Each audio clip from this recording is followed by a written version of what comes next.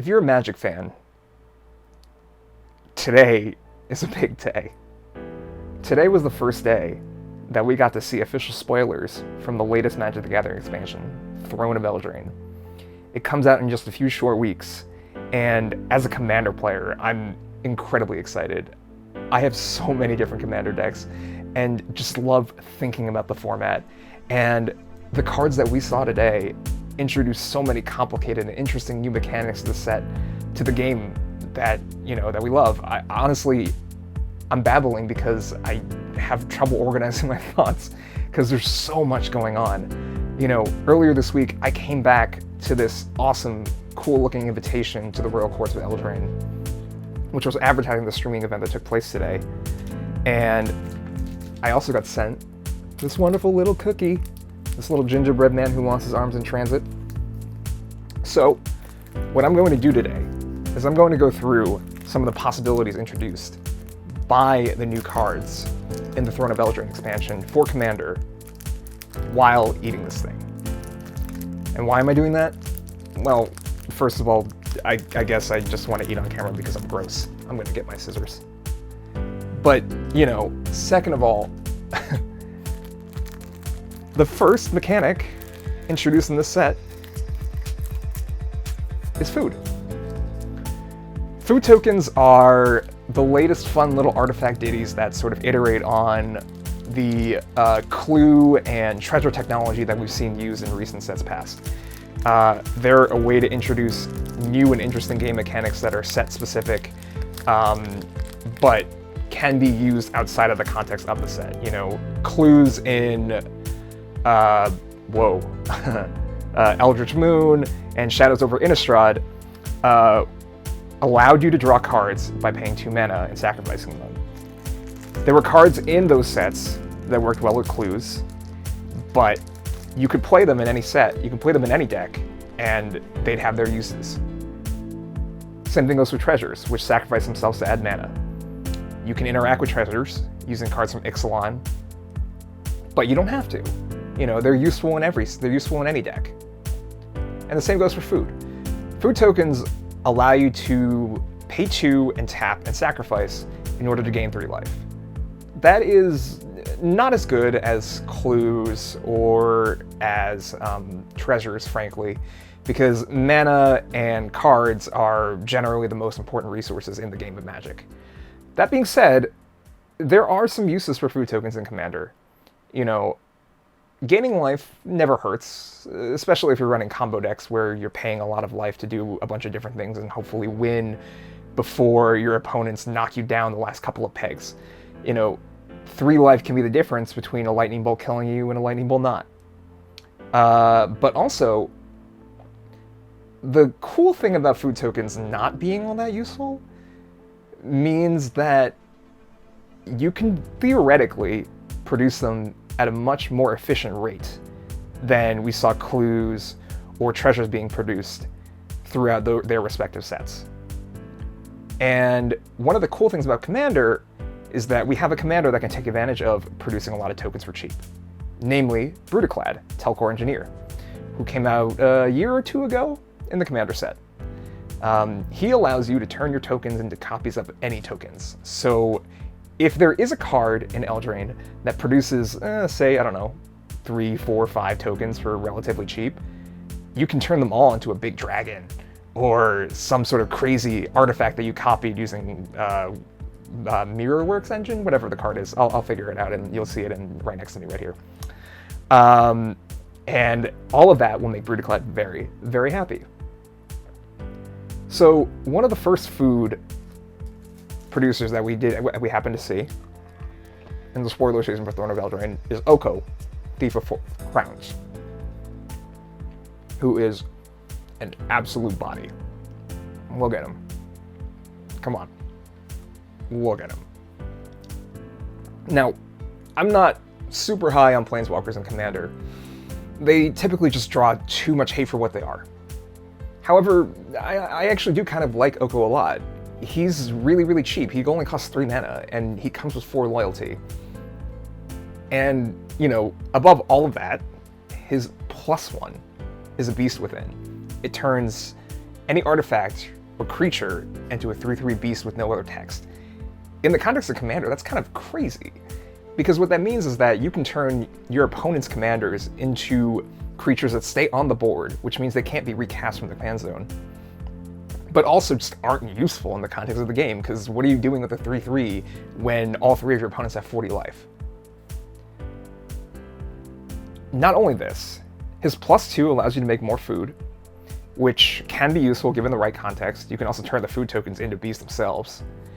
And, you know, if you keep Oko around for long enough, you can start trading the food tokens you make for threats that your opponents control. There's a lot of flexibility here, and like the baseline for Oko, unlike for most planeswalkers, is really great. Beast within itself already costs 3, so unlike most planeswalkers where you would be paying 5 to basically destroy a creature and gain a couple of life, Oko at minimum is neutralizing a threat, giving you 5 life, and probably giving you even more, because really, why would your opponents even want to deal with something that's that marginal? It's not like killing Oko is going to get them their commander back anyways. On the other hand, we have Gilded Goose.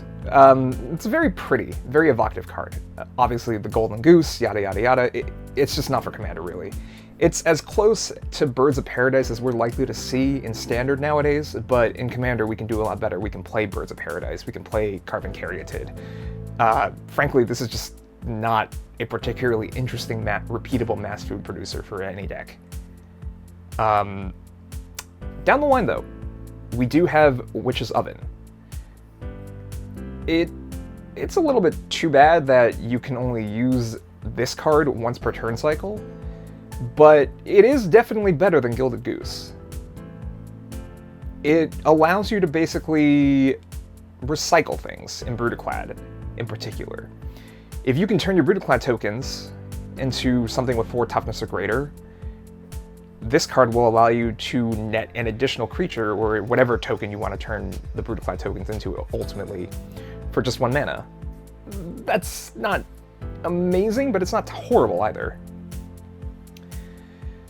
Okay, let's see. That's enough of food for now, right? I'm gonna keep eating, but, you know, you keep watching. Okay. Buckle your seatbelts. This one's a little bit more complicated. We have a brand new card frame that comes with a brand new mechanic. Adventures are a particularly sort of, not convoluted, but multi-layered card type. For example, take Flaxen Intruder over here. Yes, Flaxen Intruder is a creature. It's a 1/2 for a single green. Has a little bit of ability there. But not only is this little girl ready to destroy artifacts and enchantments, she's also ready to go on an adventure and recruit some bears. What this means is the following. You can play adventures as creatures, so Flaxen Intruder can be played for a green. End of the battlefield is a 1/2, you have that, it is what it is. It's got no other text effectively, besides what's in its creature text box. However, you could also play the adventure, which is called Welcome Home, for 5 and 2 green. That means you get 3 2/2 bears when you cast it from your hand. Then what you do is that you exile Welcome Home. And from there, you can pay another single green and play Flaxen Intruder from exile. That allows you to sort of get a lot of additional flexibility out of your cards. Weirdly, you can't play cards that would go on adventures if they weren't played on their adventure side first. What that means is that if Flaxen Intruder is on the battlefield and someone plays Path to Exile in it or something like that, she's not coming back. It's a bit of a memory issue, but honestly, not the end of the world.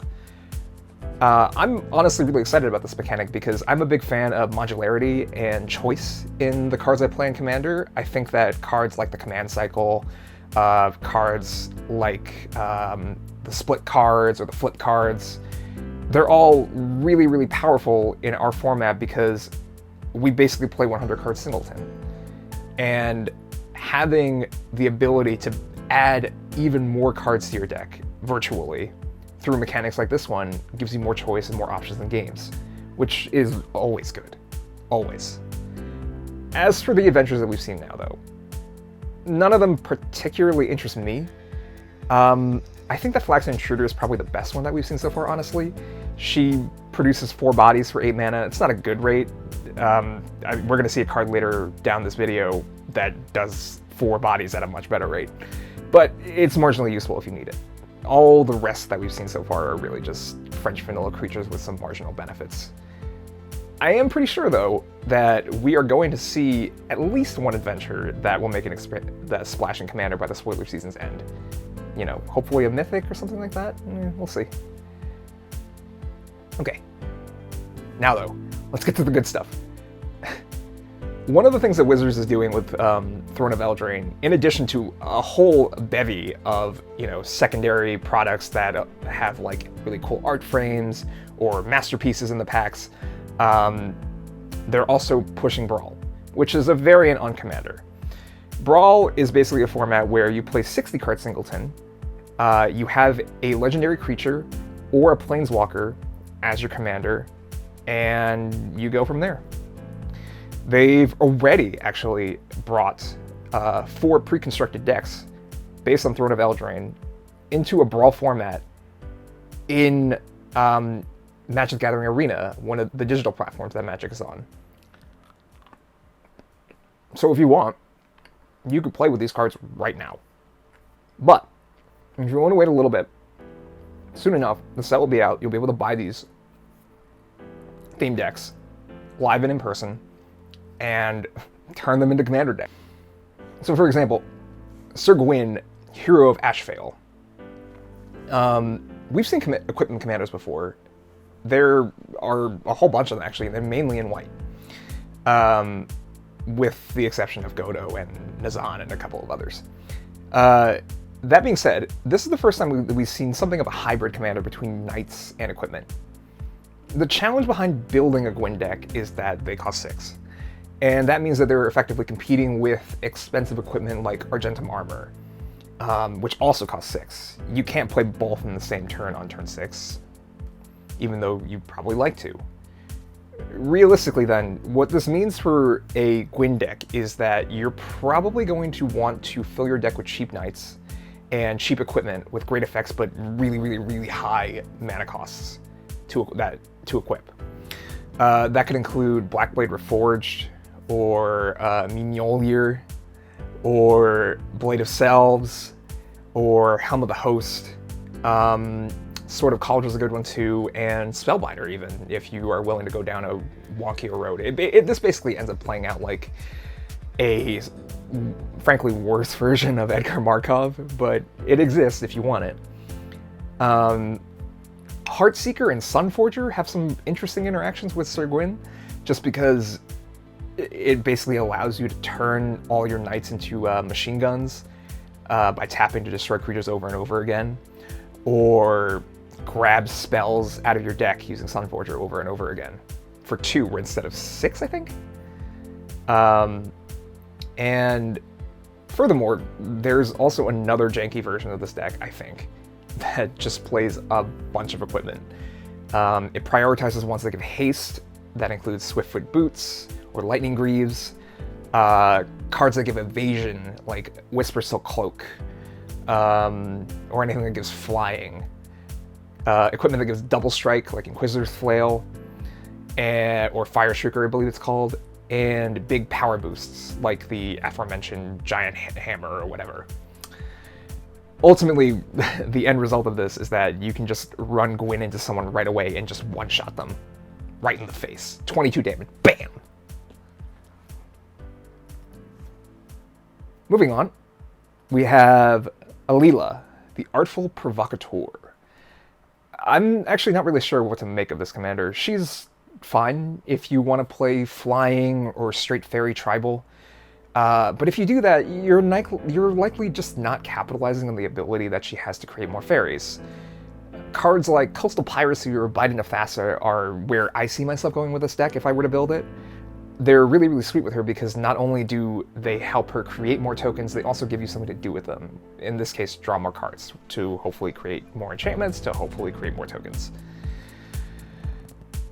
That being said, there's not currently a critical mass of coastal piracy type effects. We're getting there close-ish, but I would like to see something more like 7 to 10 of these effects before I really feel comfortable with building a deck around them. Now though, to get on my high horse for a second, this is definitely a deck that I would build if Recurring Nightmare was legal. I love that card so much, and it really, really hurts me that I've never, ever gotten to play with it. It just sits in my binder for years and years and years and years. I just want Sheldon to give me my card. Please. I know it's degenerate, I know it's broken, but I want it. Tangent over. 0-mana artifacts, cheap anthems, those are all interesting with Leela too, because they help you create more creatures at a very efficient rate. You know, turning every single little, you know, glorious anthem type effect into a token that then benefits immediately from it. It's pretty cool. Probably not strong enough to really build a deck around, but it is definitely something to consider. Even if you don't go the anthem route though, there is a merit to the idea that Leela could be a pretty cool Enchantress deck. We saw an Enchantress deck a couple of years ago in the Bant colors in the Commander format, but none of those commanders really sparked all that much in me. I really, really like a lot of the black enchantments, like Liliana's Pact. Things that give you the opportunity to do things, you know, like Phyrexian Arena too, Necropotence.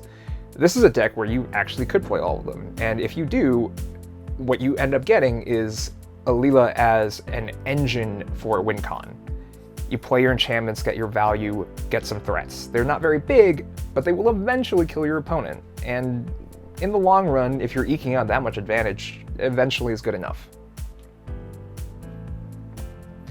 Ooh, okay, next one. Corvold, Fey Cursed King. This is a neat one. Although it does come pre-built, to be quite honest. There are a lot of cards in these colors already, the Jund colors, that reward you for sacrificing enchantments. And there are many, many ways to force yourself to sacrifice a whole bunch of them at once if you really need to. God Eternal Bantu, for example, is a really, really recent card that makes Corvold big right away. I think it's pretty clear that Corvold wants to be a Voltron commander. He has evasion, and he pumps himself. I don't think you need much else. He does ask you to have a Board the Grom, though, which creates a tension when you have Voltron commander.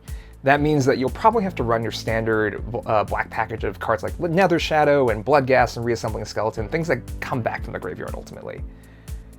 And you probably also want cards like Attrition, Death Cloud, Grave Pact, Dictate of Erebos, cards that ramp up the pain for your opponents and take advantage of those recurring creatures that you can use as fodder to do other things. Free sacrifice outlets like Phyrexian Altar and Altar of Dementia are also all helpful, of course. They're the classic staples of these kinds of decks. Pitiless Plunderer and Pawn of Ulamog are also really helpful because they turn the reusable resources that you have, namely your creatures, into treasures or into more creatures, which you can then sacrifice for more abilities and then more tokens and yada yada yada. Eventually you're one-shotting people with Corvold.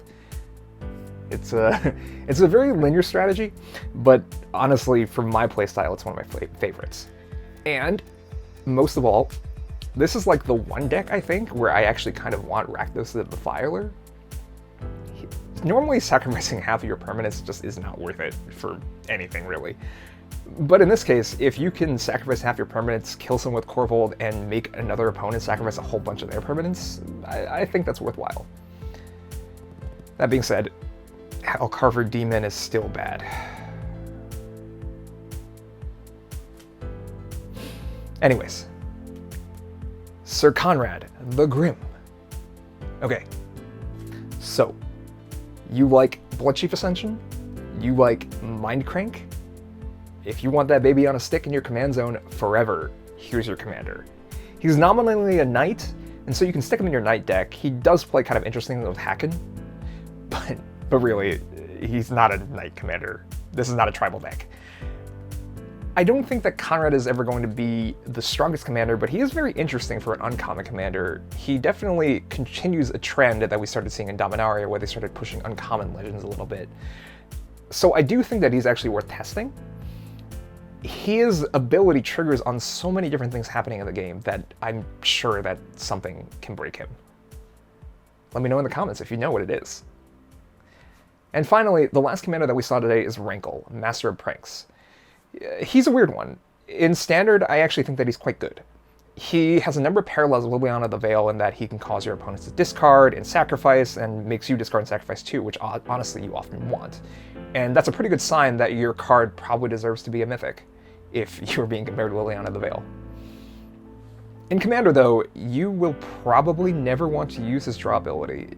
You're going to be losing card advantage in a multiplayer game by doing so, even though you go up a card, your 3 opponents also go up a card, and that puts you down 2, technically. Discarding and sacrificing, though, is a lot more interesting because you can sacrifice cards like Mind Flayer, which makes your opponents discard everything. You can discard cards that, like Madness cards, that you can then play immediately and eke out some advantage out of that. It turns him into a miniature smallpox on a stick, which is actually pretty good. And he has haste and flying, which makes him more likely to hit without immediately being killed. I do think that ultimately that makes him a pretty interesting political commander. I don't know that that makes him good, but it makes him interesting, and I think that's worth something. I'm reading ahead now. Okay. I'm running out of battery, so we gotta keep this rolling. Circle of Loyalty. Like, very splashy card, very cool card. I love that it's a mythic, very evocative of Sir Lancelot, King Arthur, and the Knights of the Round Table.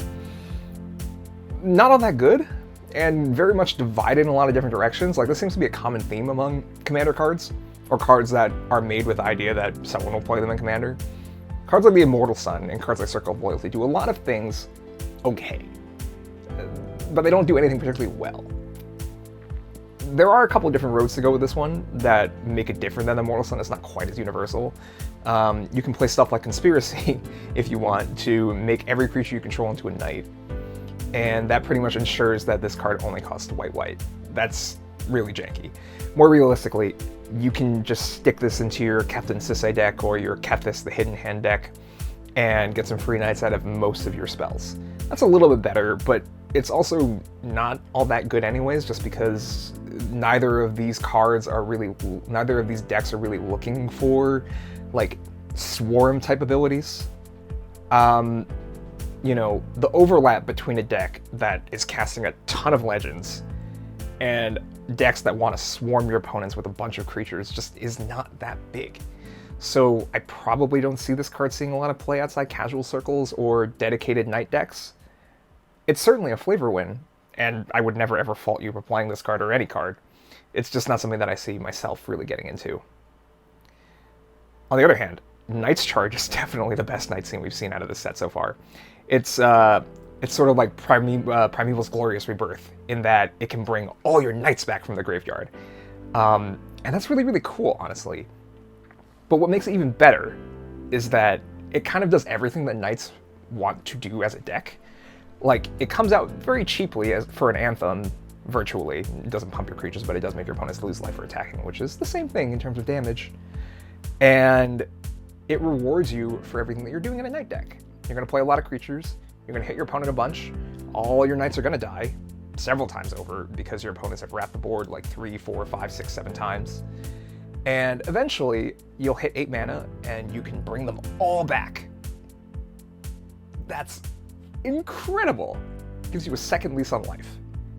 It's not a deck that I plan on building. I'm not a huge tribal person, but I suspect that I'm going to be really, really scared of this card when I see it in a dedicated knight deck.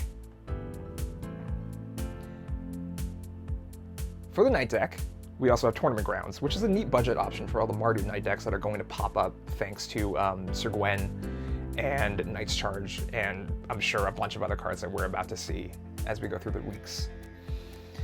Mana bases are always the least exciting and the most gatekeeping part of Magic, to be quite frank.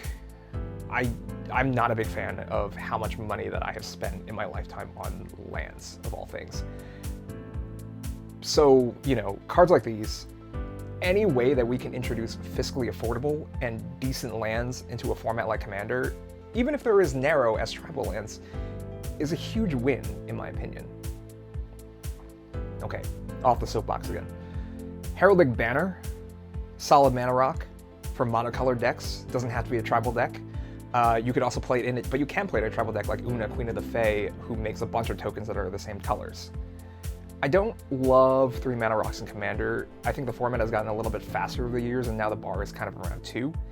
But this does have a pretty notable benefit in that it gives you a little bit of an anthem. So if you're playing a down-to-the-ground deck like, I don't know, Goblins, you could play this, and I would not fault you for it. Okay, final night card. Winter War Commander. Trying to figure out how to break this thing actually made me realize that there are barely any knights in Magic that have attack or combat damage triggers. I think the best creature you can actually guard with this thing is Hero Bladehold. And that's pretty good, but Knight Exemplar costs 1 mana more than this and does a lot more. If you want to get real janky, you can throw this thing into your Doran deck and turn all your knights into trees with Conspiracy again, which makes this thing huge and, you know, makes another one of your guys indestructible. That's not bad. All right, everything else.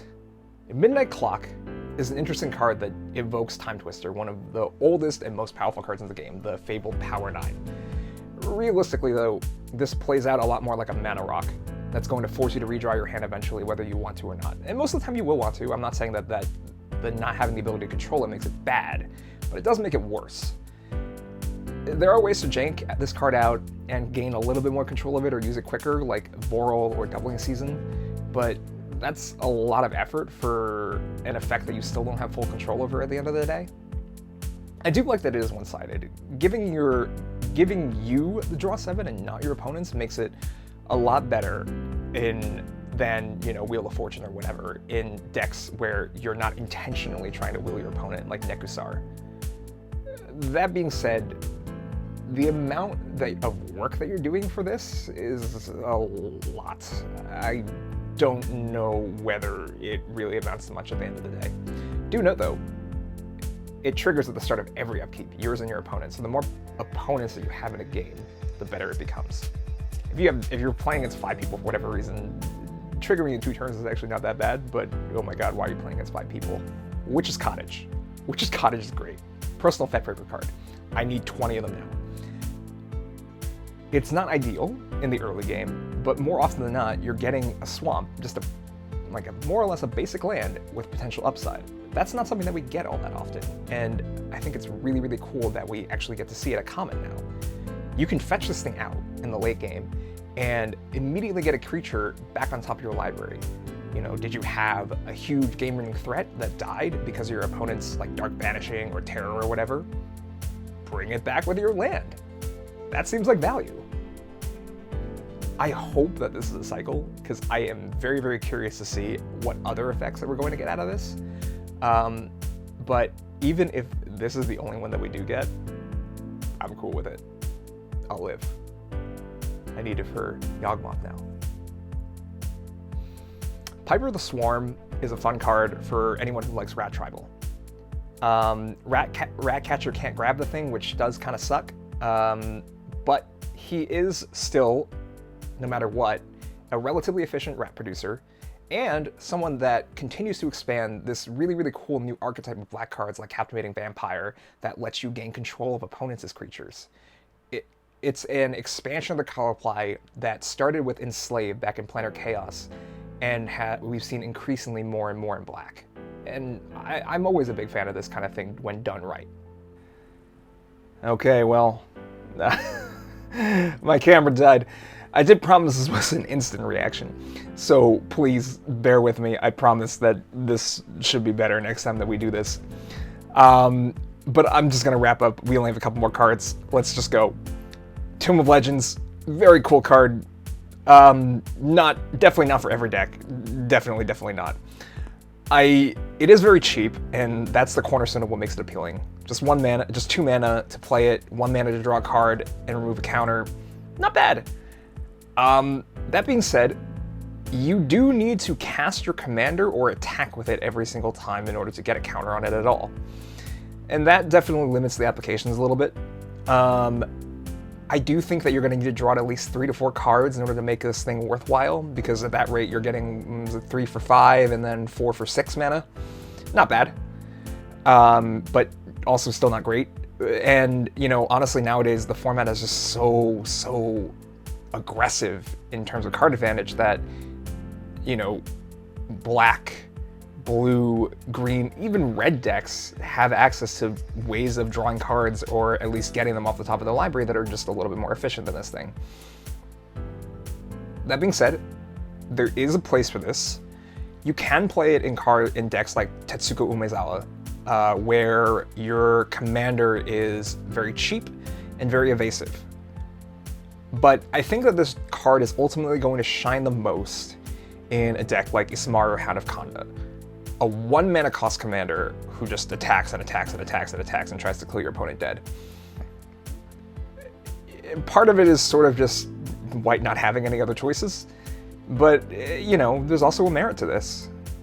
I do hope that it sees play, and I do hope that somebody finds a way to break this. You know, as usual, you can always play counter shenanigans with this thing if you want. There's just better things you can probably do with it. Okay, best for last. Garruk. Garruk is back! After years and years and years, we finally have another Garruk card. And he's a huntsman. He himself has become part of the theme, which is lovely. It's incredible. I want him right now for my Mazarek deck. I don't think that he's all that interesting as Super Friends build. I'm definitely not putting him in my Atraxa deck. You know, but let's be real. That's just realistic for a big beefy boy who does nothing but hunt other planeswalkers. Oddly enough, he does synergize well with other versions of himself if you want to start building that Oops All Garruk's deck. But I think the best thing that you can do with him ultimately is stick him in a token deck and start pumping out wolves. He's actually a relatively efficient token generator, and his loyalty is high enough that it's going to be hard to knock him dead. And every time that you kill one of the wolves, he gets more loyalty, which makes it even harder to kill. Over time, if you keep him out for long enough, he becomes a creature destruction spell, a way to draw cards, and maybe even an anthem. You know, as usual, doubling season just breaks this thing in half. Whew, okay. We did it. I had to go through an entire camera to do it, but we got through every single card that I think is relevant to the Commander format that was spoiled today. There are other cards, of course, that I didn't cover. Lots of the adventures got revealed today. A lot of cards that are probably going to be interesting in draft, a couple for constructed. You know, honestly, I'm not going to pretend like I don't have a little bit more of a spiky attitude towards Commander than a lot of people do. So if you are excited to play any of these cards, you know, I'm not saying that you shouldn't. I think that you should. Commander is a wonderful, wonderful format because it allows you to express yourself in a way that very few other Magic expansions fully do. You know, you have access to every single card in the history of Magic, and you can play total jank and just have fun with it if you want. Because at the end of the day, that's what the game is designed to do, allow you to have fun. And so I hope that you saw something today that inspired you, and if one of those things that inspired you was something that I didn't cover, please let me know down in the comments. Subscribe to the Beats channel for more content on Magic the Gathering and Throne of Eldraine. I'm going to be doing more of these videos moving forward. And, you know, let me know what other stuff that you'd like to see. I do play a lot of draft, and I am interested in doing some streaming, so we can definitely start doing some Brawl streams, maybe some Throne of Eldraine streams when they go live on the channel, or on Arena rather. And until then, you know, hit that like button, subscribe, let me know what you liked, what you didn't. I'm sorry that I talk so fast. I'm a little bit of a rambler. I definitely have a bit of a mush mouth too, but I promise, together, we'll get better.